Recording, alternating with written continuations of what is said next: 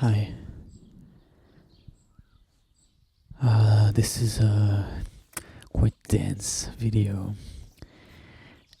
both in the subject matter and the amount of information I'm gonna drop. So I have a script next to me, and I hope I can keep some aliveness in there. I hope it doesn't feel like I'm just reading a text. So people who know me close know that I've been kind of quiet and sort of missing in action since last year, mostly. And the reason for that is I've been in my healing era. Healing has kind of become the most important thing in my life, and I have put most of my energy into it, and it's difficult to talk about in a way that makes sense to people in a normal conversations, because there's a lot of different processes happening. So I hope through this video, I just want to share my journey and share a few concepts and resources I found along the way that I believe can be useful for someone in a similar quest, and kind of explain why it can be so lonely and difficult to explain in real time. And before I get into anything specific about this whole topic, I think the main message I want to convey here is that ongoing this process in my life of healing from the dysfunctionality that I received from my early life conditioning has been the most fruitful thing I've ever done, I think, way beyond everything else. Kind of a big thing. And obviously, I say I'm talking in the past here, but obviously I'm not done. And this is a process that can be infinite. But I just want to celebrate the journey up to this point, because today, as I'm speaking right now, I feel significantly lighter, more peaceful and normal than even just a year ago. So first, what is healing, and what is there to heal from? That is the first thing, the recognition that there can be healing. And so by healing here, I mean kind of on a psychosomatic level, recognizing and freeing oneself from the burdens and limitations of past and present conditioning, and finding through this process personal freedom, openness and creativity in the present moment. Broad definition here. More concretely, that can mean grieving and digesting traumatic events, exploring repeating patterns of self-sabotage, exploring recurring relationship issues, exploring the source of some physical discomfort, examining limiting beliefs and assumptions about reality, and overall, the main movement is exploring what's triggering and dysfunctional in oneself that somehow seems normal for others.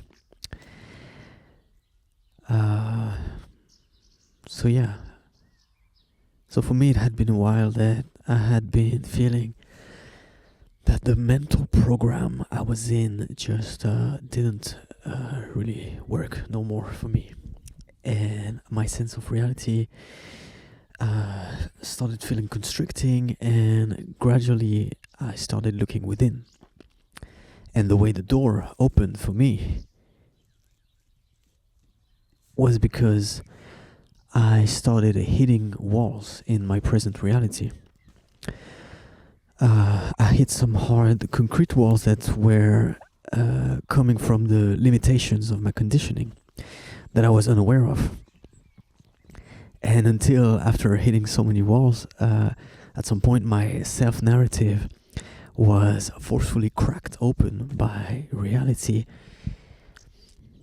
And at this point, just no amount of striving in the external world and no amount of fulfilling my desires was satisfactory anymore. It really felt like the old program wasn't working, and it became necessary and pressing to examine the dysfunctionality of my views and motivations. So of course this was gradual, and this had been a process that had started since a very long time, but I just grew increasing clarity of what it is I was looking for. And a significant trigger for me was going through a burnout from work 3 years ago.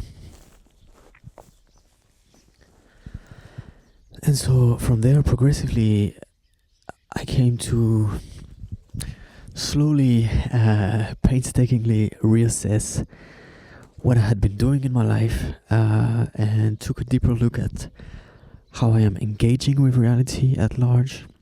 And I came to face difficult realizations regarding how I view my relationships, how I treat myself, and more widely, how I view my existence as part of the world.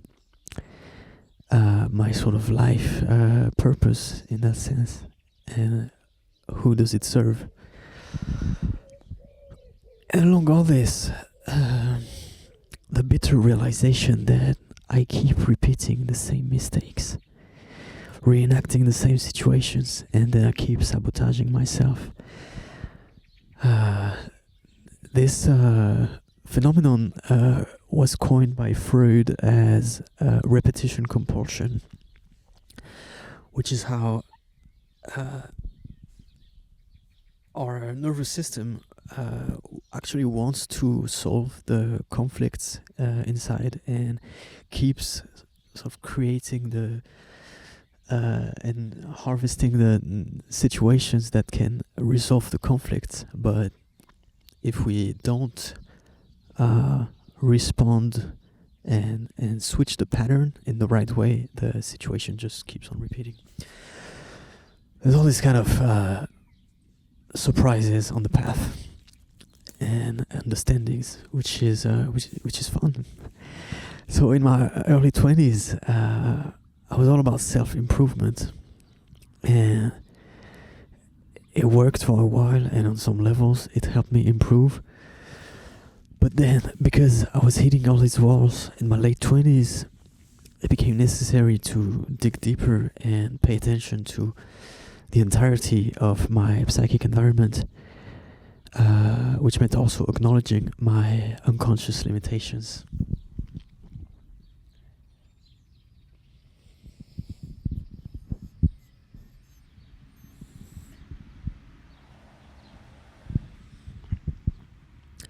So as the idea of who I am got peeled off progressively, it was actually an invitation to meet deeper truths. And there was a lot of resistance in me at first. There was panic, terror, and fear, and a lot of times I was like pushed against the wall, and I was like crying for help, like why is this happening to me? But as I learned to relax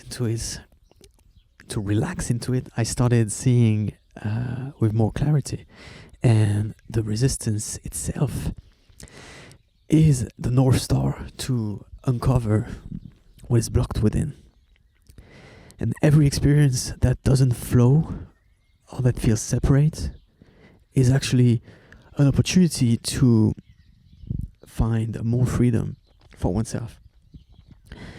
And this resonates with a quote I like a lot from a psychotherapist, Doug Tatarin.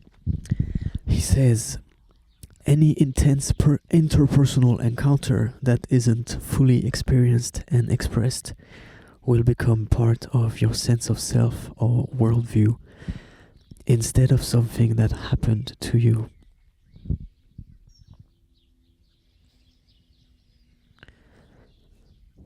So this is the movement of healing, de-identifying with what is unconsciously carried as part of the sense of self. This is the process of opening that has been happening for me.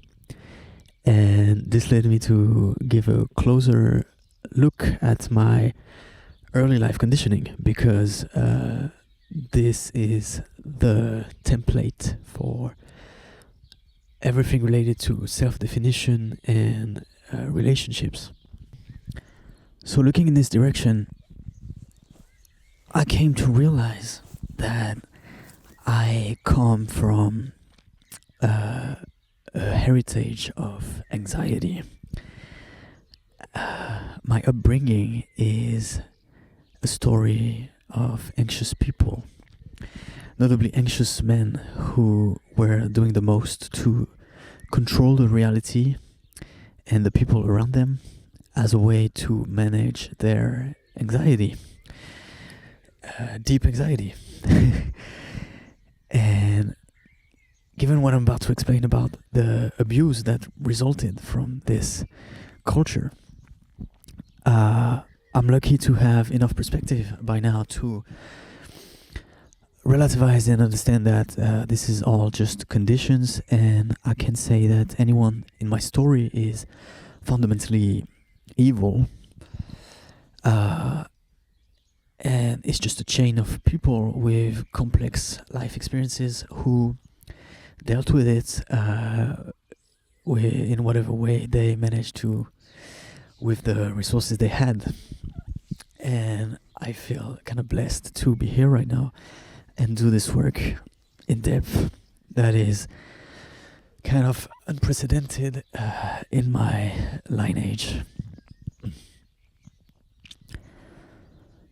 So in my case, this is the part where it gets personal. In my case, the abuse I received was always tangled in what seemed on paper like a normal life, with the material security covered, and I had activities and a seemingly normal family experience from the outside. Even though all along within this context I could sense that what I was going through felt wrong in my system. But my brain was cancelling these signals because as a child, your number one priority is to survive and receive the protection of your caretaker. I'm saying this because it took me that long, until my late 20s, until I looked a lot closer. It took me that long to understand how messed up and dysfunctional everything else was. And it took equally long to realize that I was deep in a trauma bond with my abusive parent, which means I was unconsciously tying myself to their judgment and their view of me until deep into my adult life. And on some level, I probably still do. That means whether through being in a secret competition with them or by rebelling and rejecting their values, I had internalized so much of them that I was stuck in this sort of binary that even when living my own life, my actions were partly addressed to them. And the point I'm trying to make here is that it can be, for some people it's quite evident that there's a lot of trauma, difficulty, abuse, etc. But I'm part of the people where it can be very insidious and it can take a long time to realize what is the heritage one keeps from their upbringing, where it comes from, and how deep it can affect the experience of the present. And in my case especially, and that is maybe the most heartbreaking part, a lot of the abuse was psychological. It was the influence of over and over subtly being denied my basic rights to be a person, being denied my basic individuality.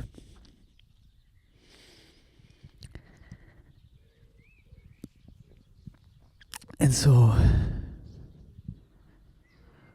within this context, I can safely say that me and my two siblings inherited from the family culture, and which means that we all developed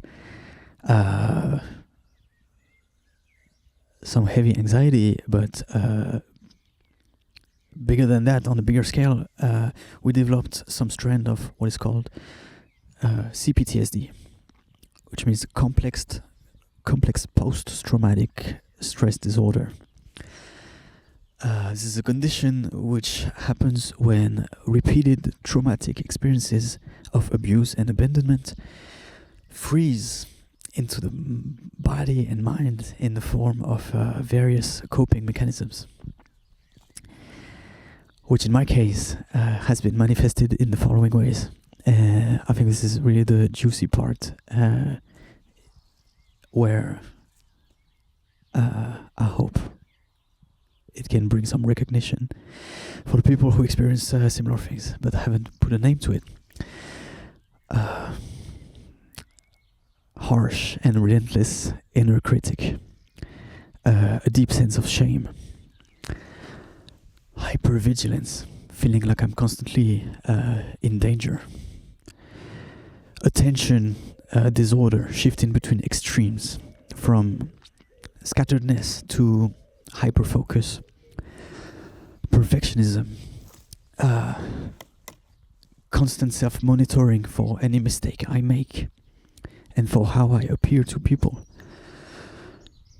people-pleasing, fear of being seen as my real self, fear of feeling my own desire, fear of acting on my own desires, mania, social anxiety, very low standards in relationships, catastrophizing, misanthropy also, and to finish, masking, which means having a sort of social persona to avoid being seen as my true self, because my true self feels extremely shameful. So that's a lot of things, but this recognition is in itself a beautiful part of the healing process, in a sense, because it brings an understanding of some behaviors and tendencies that would, for the most part, I could never understand their origin, and they don't seem to have to be in reaction to the present moment. And so by seeing the bigger patterns of all of this, I grew over time the ability to detach these behaviors from my sense of identity, and to understand that this is just the state of things as it has evolved within me because of past conditions. And so the freedom to find there is to be able to affirm, I am not this, I am not these states. And so once I could understand where I was and see more of the granularity and more flexibility in who I am, in my self-definition, I could start to open up in a natural way to the freedom that is available in my existence, but that I had been unconsciously refusing myself to have because of this deep programming.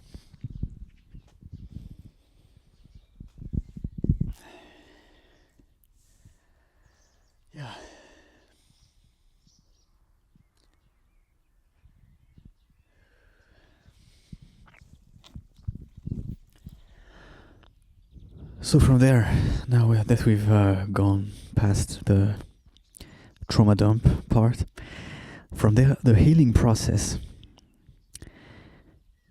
is a slow spiral of acknowledging the reality, as shameful or difficult as it feels.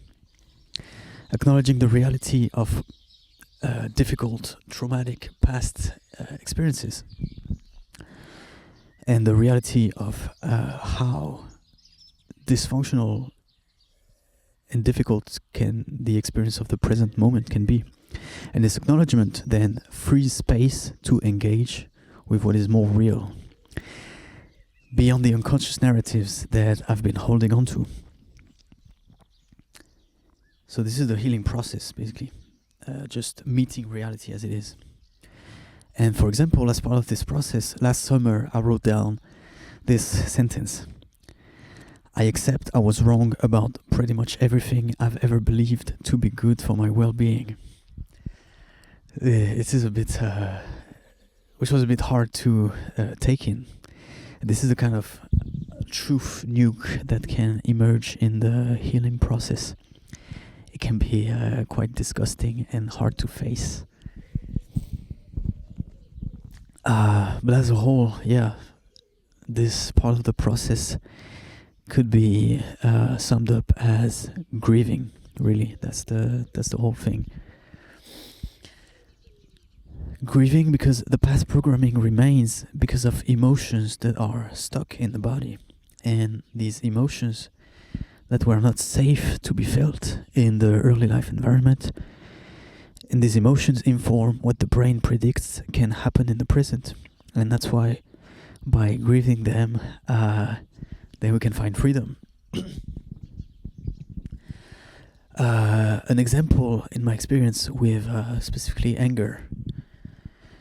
Because growing up I was experiencing anger primarily as receiving the anger of my abusive parent, I did not learn a safe, healthy definition of anger. And my body recorded that anger is an emotion that is fundamentally dangerous. So throughout my life then, I actually developed a profound aversion to everything related to anger, which is conflict, and also just the mere feeling of anger rising in me. So I bottled up my anger for years, and it turned over time into a veil of rage on my consciousness that was tinting my experience with subtle hatred projected both at myself and others, and which can lead to harmful behaviors also. So only through the recognition of my anger at my abusive parent, at myself, at all the people I did not defend myself against throughout my life, then I could start learning to feel and express my anger and express my boundaries while in the moment, because anger is related to boundaries and owning the space, right? And so releasing this pent-up anger, my heart could progressively open up significantly more. And this process is far from over, of course. And now, for me, anger, I think, is a big one. But of course, there's a wide array of situations, emotions, and every person on this path will have different emotions that might need to be addressed.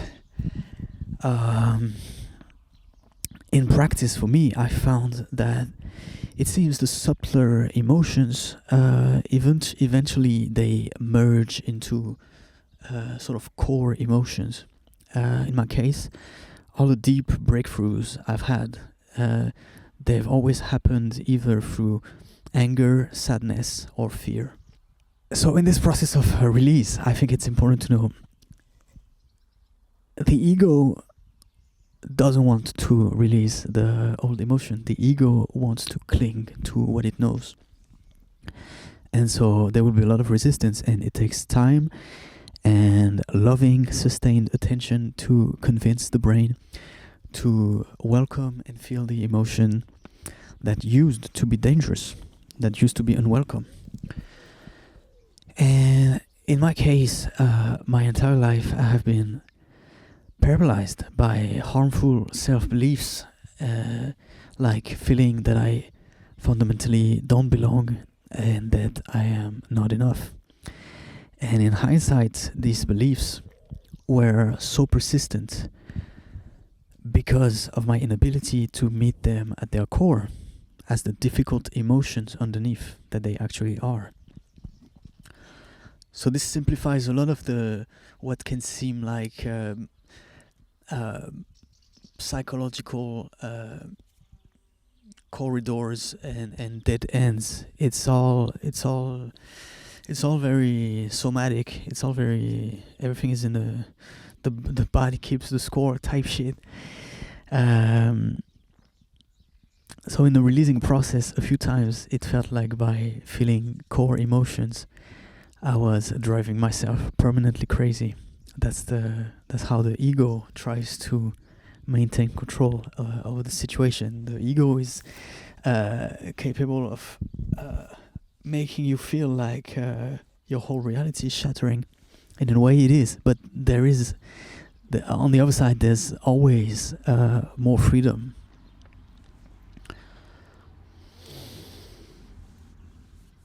And so I think for someone like me who was very stuck, just experiencing even a glimpse of this process of release, it can actually be life-changing. Just by reconnecting to the changing, flowing nature of being, it sparks a lot of hope. For me, it did. It can feel like there's been this dam that's been there for so long, and this dam is being crushed and opened up by a glorious river. So yeah, this is kind of the mechanics of healing, and to support the acknowledgement and the grieving, that's where healing frameworks and therapy come into play. For me, in my case, especially since the past 2 years, meditation has been kind of my major tool. It has helped me so much, really, to soften and expand my inner space. It has been the base from which to reconnect with my body, my inner experience, and reconnect with the way I feel things in my own understanding. I also did different types of therapy. I did EMDR. I did a lot of journaling, meditation retreats, shadow work, various forms of somatic release, mantras, affirmations, some very niche specific things like ideal parent figure meditation, conversations with Claude, and also just finding a lot of great resources online that I will link in the description. And so, yeah, different processes and practices will fit different needs, different backgrounds and sensibilities. But as a whole, yeah, I think some things to keep in mind to observe the progress of this process are crying, not crying in a desperate way, but it's very clear when it's a good type of crying. It's very clear. There's a clear release in the body. Crying, opening of the heart, freedom to change views. In a sense, for example, in regards to my abusive parent, for example, I knew I was going somewhere when I started seeing them as the person they are beyond the blame of they hurt me and they abused me. freedom to change views, and a sense of expansion and spaciousness in the mind. And crying in particular is interesting, has been interesting in my case. It's I think it's a pretty faithful threshold of liberation and emotional processing. Over the maybe 100 times that I've cried these past 2 years, with the most of it this year, the crying has had a lot of different tints and emotions to it.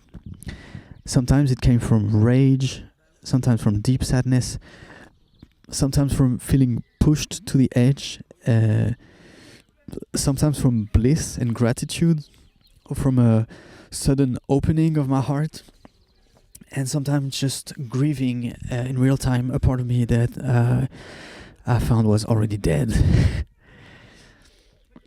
And so, given all this, what this does, this progress, coming back to my early life, acknowledging the actual reality of my upbringing, has led me to meet the reality of what happened. And before I got into this process, I viewed my childhood specifically as a time that didn't really belong to me. And for the most part, the first 18 years of my life, I had felt depossessed from myself, and I felt like I was a ghost, and I thought, it is what it is. That's my experience. But there was so much more to that, right? And so it was just the emotional experience of my childhood had frozen and solidified in time, and it had selected specific emotions, tones, and memories that had made it really dull in retrospect. But then sitting with all these feelings and learning to be present with the reality of my emotional state moment to moment, and letting all these solidified old emotions rise to the surface, I opened the space for these difficult feelings of deep sadness, rage, resentment, loneliness, helplessness, worthlessness. All of this could come to the surface. And all of these feelings were conditioning how I viewed my life. And so, grieving them, the story of my childhood could open.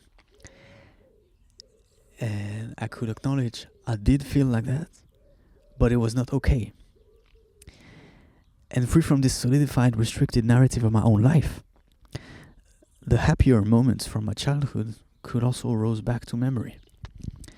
And my present reality also naturally expanded from it.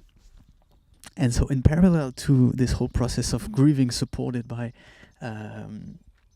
therapeutical healing frameworks, there is the cultivation of better, more functional, more aligned qualities.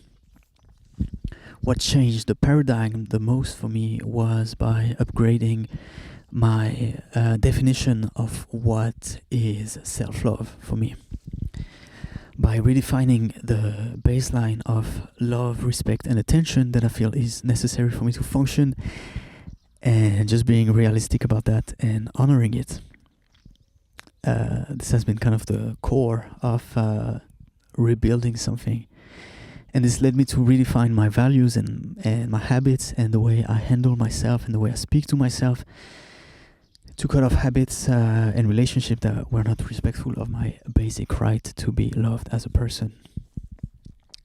It's also been a process of grounding myself in what is real in the present moment, rather than living so much in my head in some grand ideals and projections of what I should be and what I should be doing. And I grew more patient towards myself, accepting that some things that are normal for others are legitimately difficult for me, like staying in touch with friends I'm separated from geographically, for example. And so this has felt like a reparenting phase. dismantling every structure that didn't work no more and completely redefining the paradigm of my existence. I'm using big words, but this is really it. So I just reconnected to what made sense. I've just had days where I would go really slow and just do basic quests like going and buying a fish at the market, just walking outside, touching grass, smelling the flowers, appreciating the tiniest sensations and the basic sense of being alive. Right? And in hindsight, I was feeling some shame about it at some point, but then after some time, relaxing enough into it, I thought it's okay, even if it takes a little time to rebuild the right structure. After all, this work of healing is not it's not selfish. It's not only for me. It's also for every person in my life, every person close to me, and even people I just interacting to, because from there I can reflect more love and more beauty for me, and I can evolve in that direction. That's the goal. And I now tend towards these values that I've carefully nurtured over whatever entitled, spiteful view I had prior to that.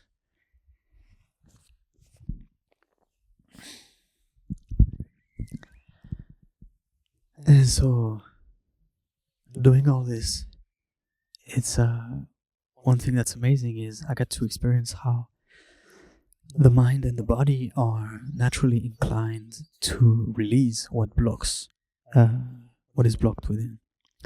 Given equanimous space and attention, the natural movement of the being is purification.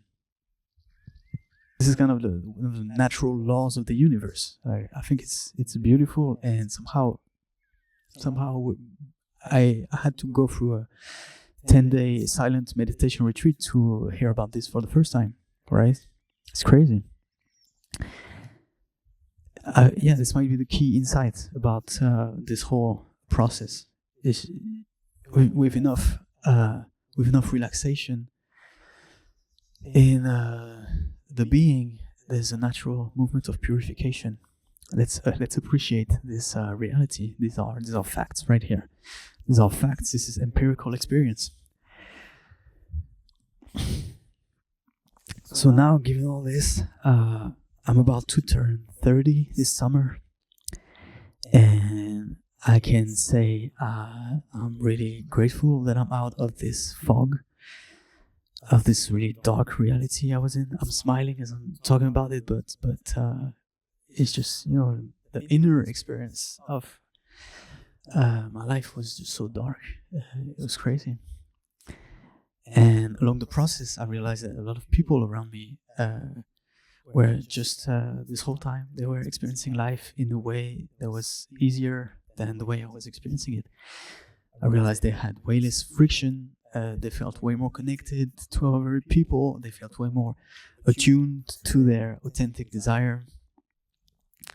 And realizing this over and over, it still brings some grief to face the fact that I had been so constricted and so delusional up to this point. I can feel the grief of having wasted this aliveness that was there all along. For example, recently, earlier this spring, I had a meditation retreat. I had a very intense opening in the heart. And my heart was crying, and crying from joy and grieving for having missed all these chances to love. And instead, I had been separating and judging, separating, alienating, separating, focusing on differences. But love was there all along. Love is right here. yeah. Now, for all the delusion there is to face still, my resolution now is I want to keep going in this direction of getting out of the way as much as I can and learn to love myself and other people better, because I realize how much more richer existence can be.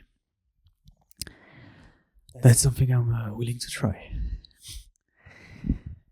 And yeah, one other thing about loving others, because through this whole process it felt contradictory for me going through this, and I'm sure that's the case for a lot of other people, because it led me to, like I said at the beginning, it led me to isolate a bit and kind of separate from the mundanity of daily life.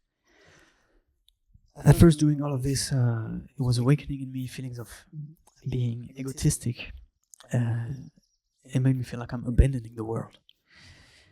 It felt selfish, but over time, I recognized it was not so much isolation from fear, but rather isolation from attending to my soul. And I knew that it was a noble reason, and I knew that I had to put me first for a minute and maybe even disappoint people. But the love that I'm finding on the other side is worth everything, I believe.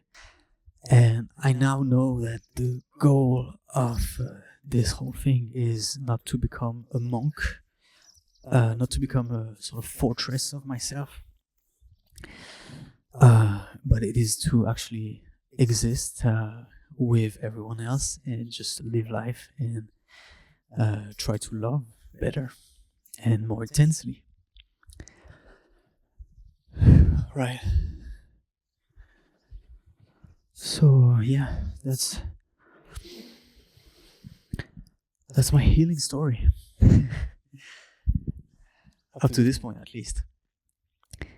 And for anyone who feels called to go down this path, I can only recommend it.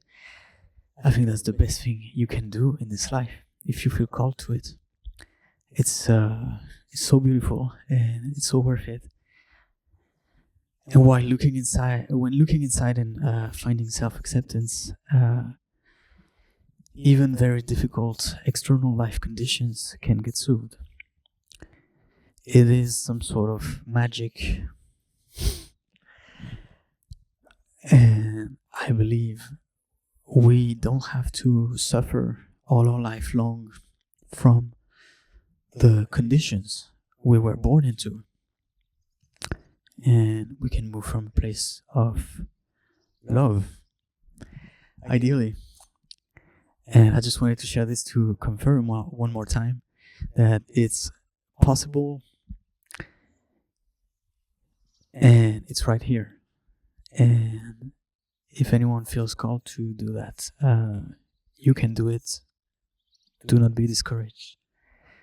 And there's plenty of resources. I'm going to link some resources in the description. Thank you so much for watching. It feels very intimate right now.